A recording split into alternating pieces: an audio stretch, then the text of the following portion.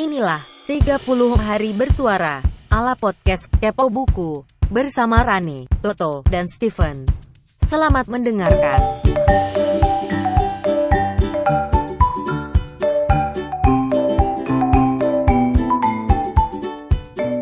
Hey, apa kabar? Assalamualaikum. Ini adalah hari ke-17 challenge 30 hari bersuara ala Kepo Buku.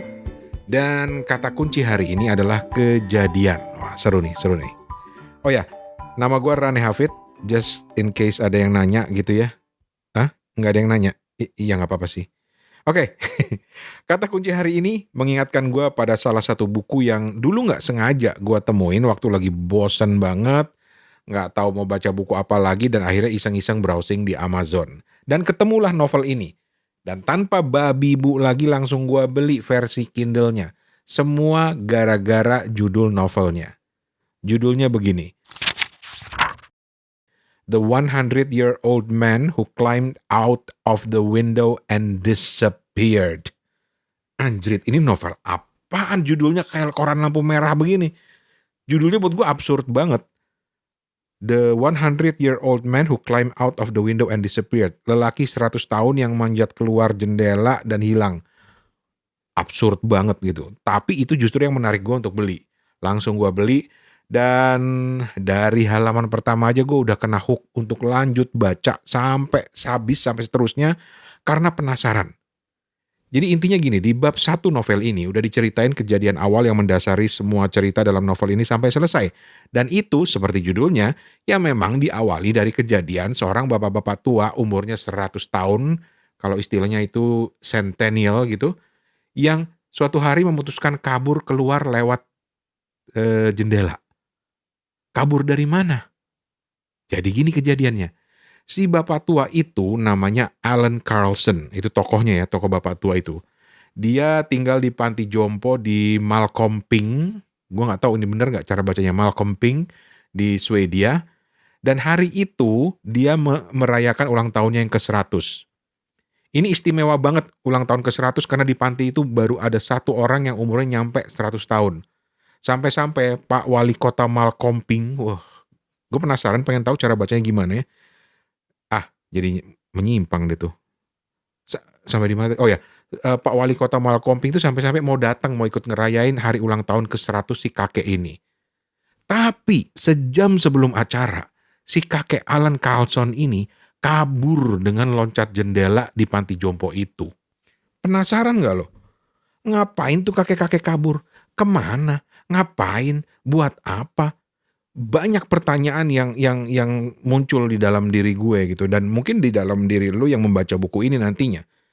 Dan ketika lu lanjut membaca karena penasaran, sumpah lu nggak akan nyangka jalan ceritanya jadi seabsurd ini. Gue tuh sampai mikir, ini penulis cerita ini namanya Jonathan, makan apa sih? Sampai dia bisa bikin cerita yang segokil ini. Gimana nggak gila ya? Kakek-kakek 100 tahun kabur lewat jendela. Mulainya dari situ. Si penulis kemudian membawa tokoh kakek-kakek ini kabur ke stasiun kalau nggak salah, ketemu koper nggak sengaja, dititipin koper sama orang, tapi karena lain dan sesuatu hal akhirnya koper itu kebawa sama si kakek. Gua nggak mau kasih banyak spoiler ya. Jadi koper itu kebawa sama si kakek, dan di dalam koper itu adalah duit haram hasil jualan narkoba. Dikejarlah si kakek-kakek sama si penjahat pemilik koper itu. Dan dari situ terlibat berbagai peristiwa dan ujung-ujungnya dia bisa kebawa sampai ke Djibouti, Afrika dari Swedia. Gila, itu bener-bener kepala gue sampai mau meledak gitu ngebayangin. Edan ya bisa gitu loh si penulis dapat ide kayak begitu. Nah, lanjut lagi. Kalau yang barusan gue cerita itu aja udah bikin lo geleng-geleng kepala gitu ya, dan penasaran. Si penulis ini terus ngajak kita flashback ke masa lalu si kakek yang ternyata banyak bersentuhan dengan sejarah dunia. Jangan lupa ini fiksi. Ini fiksi, tapi si penulisnya mampu mencampurkan dengan peristiwa-peristiwa dan tokoh-tokoh sejarah dunia yang beneran ada. Misalnya nih, dia ketemu dan nyelamatin Jenderal Franco. Ini tokoh penting di perang sipil Spanyol zaman dulu. Dia temenan akrab dengan Presiden Amerika Harry Truman. Dia ikut perang di Cina, yang perang anti komunis yang dulu kalau nggak salah didominasi oleh partai Kuomintang. Dia ketemu sama Joseph Stalin di Uni Soviet. Dia ikut berperan dalam sejumlah kisah bersejarah dunia, dan salah satunya yang paling populer di novel ini adalah dia ikut membantu pembuatan bom atom hanya gara-gara dia ketemu adik kandung Albert Einstein. Nah, kalau adik kandung Albert Einstein ini adalah digambarkan fiksi ya.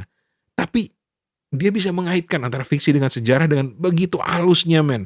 Seolah-olah kita dibikin terbengong-bengong, tapi juga ketawa-ketawa. Karena apa? Cerita ini kocak. Bahkan di banyak review ini disebutkan sebagai sebuah cerita komedi. Sampai ada filmnya. Coba dicari. Ini buat gue, Jonas Jonasson ini pasti banyak baca. Sampai dia bisa mengaitkan tokoh sejarah dan sejarah dunia dengan tokoh fiksi rekaannya itu kan edan. Dan sekilas ini ngingetin gue sama film Forrest Gump yang juga banyak digambarkan terlibat dalam berbagai peristiwa sejarah di Amerika. Tapi cerita si kakek Alan Carlson ini dikaitkan dengan sejarah dunia yang terpencar-pencar di mana-mana. Dari Cina, dari Afrika, dari termasuk Indonesia, men. Kesebut juga di situ. Karena digambarkan si kakek-kakek ini akhirnya dapat semacam imbalan jalan-jalan ke Bali sama temennya. Dan itu gara-gara dia menyelamatkan istri pemimpin Cina yang paling disegani zaman dulu, yaitu Mao Zedong. Edan. Karena tokoh istrinya itu ada, kasus istrinya itu ada, dan itu bisa dikait-kaitkan dengan cerita si kakek ini. Ini hebat banget penulisnya.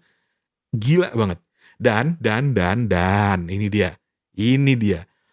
Novel ini ditutup dengan cerita si kakek Alan yang akhirnya tinggal di Bali. Terus kemudian digambarkan suatu hari dia dideketin sama pejabat Indonesia yang tahu kalau si kakek ini jago bikin bom atom. Jadi pemerintah Indonesia katanya mau minta diajarin bikin bom atom atau minta dibikinin bom atom. Dan si kakek ini yang menarik, nggak mau menerima tawaran itu sebelum dia bisa dapat kepastian bahwa Presiden Indonesia Susilo Bambang Yudhoyono disebut di situ nggak gila. Kenapa? Karena si kakek bilang, gue nggak mau ngajarin bikin bom atom sama pemimpin-pemimpin dunia lain yang pernah gue kenal, semuanya gila. Jadi gue pengen kepastian bahwa Susilo Bambang Yudhoyono ini nggak gila. Dan itu dijawab, jawabannya apa? Lu baca aja, gue nggak mau kasih spoiler lah. Aduh, keren. Pokoknya coba cari bukunya, versi Indonesianya udah ada, penerbitnya GPU kalau nggak salah ya, atau KPG, gue lupa. Judulnya adalah The 100-Year-Old Man Who Climbed Out of the Window and Disappeared. Ini yang agak bikin bingung kenapa terjemahan Indonesianya juga pakai judul bahasa Inggris. Tapi anyway, cari aja lah. The 100-Year-Old Man Who Climbed Out the Window and Disappeared. Selamat membaca.